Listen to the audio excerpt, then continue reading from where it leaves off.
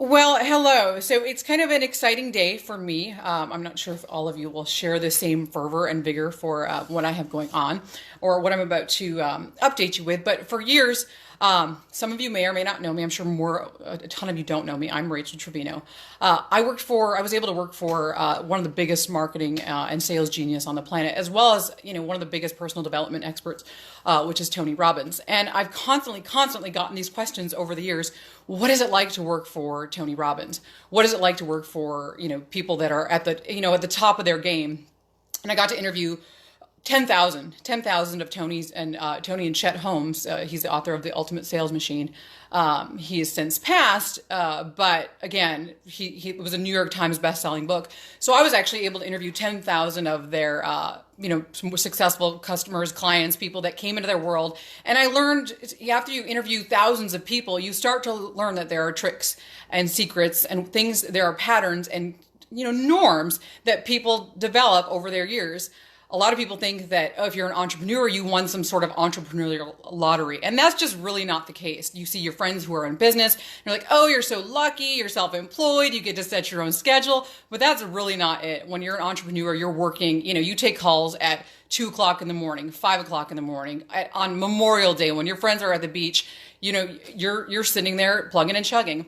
So what I've done is over the past 6 months, I kind of took a little brief hiatus here, and I've gone and I've taken some of what I learned for 3 years working for Tony and Chet. It was almost 3 years, and I put that into a series of videos and writing. I'm in the process of putting a book together on these tricks and these traits of secrets of 7-figure entrepreneurs. I would interview billion-dollar market leaders. And then I'd also interview people who were trying to start a business. And so again, I learned that there was these secrets. And so what I've done is I've taken, I kind of think of Charles Darwin's theory of evolution and survival of the fittest. And so what I'm doing here is hello all are tuning in. I appreciate you being on this live with me on this early Monday morning. Hey Rob, thank you. It's been a while. So I've taken now Charles Darwin's theory of evolution and I've turned it into from survival of the smartest, or survival of the fittest to survival of the smartest. And so each of us have kind of these behavioral patterns, and the key is to learn how to maximize those. So this is going to be a series on the skills that you need to develop in your business in order for you to thrive during any market conditions. So over the course of maybe tens, hundreds, you're going to see, again, all these secrets that I'm going to talk to you about if you want to make your business grow and how do you get it to the next level. So the key here, again, is taking advantage of your situation. And so, again, there are behavioral patterns and norms that we all use, and some help us to succeed and some help us to fail. But no, there is that in order to be successful, that you have to recognize which behavior you need to employ in order to succeed, no matter what the situation might be. So if we dive into that a little bit, I'll explain. So winter arrives, freezing temperatures, snow. Depending on how you prepare, you can either enjoy a winter of snowmobiling, skating, ice fishing, you name it, or you could freeze to death. And the inverse of that is summer arrives, and depending on how you prepare for that, you're either going to be, wakeboarding, you're going to be out in the sun, you're going to be out with your friends, or you're going to be, too hot. And you could also, get solar panels for, to cool your home. So it just depends on how you prepare for the situation.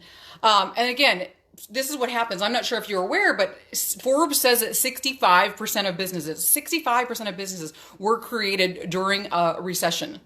And what happens here is, people who are already in business, they start to take a more defensive position.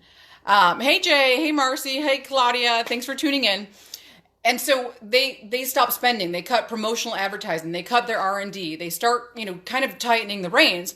Whereas other people who are starting businesses or are looking to take a competitive advantage, they go out there and they capture that market share. Because what happens is there's always going to be this falling off. Some people are going to go out of business, and then there's open market share for you to go out there and capitalize on. And that's what the businesses that are successful, that weather the test of time, it's that it's preparing.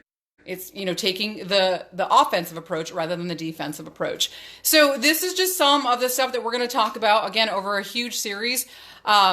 I appreciate y'all for tuning in. So stay tuned for our next upcoming episode. We're going to be interviewing some really, really amazing people, some killer entrepreneurs, people that are market leaders. So I implore you all, please share, like, and start to follow. I'm in the process of putting all of this content into a new page for me so you can see it all there and tap into more secrets of the smartest and how to make your business thrive in any market conditions. So y'all have a great week. We'll see you in a next upcoming episode. Bye.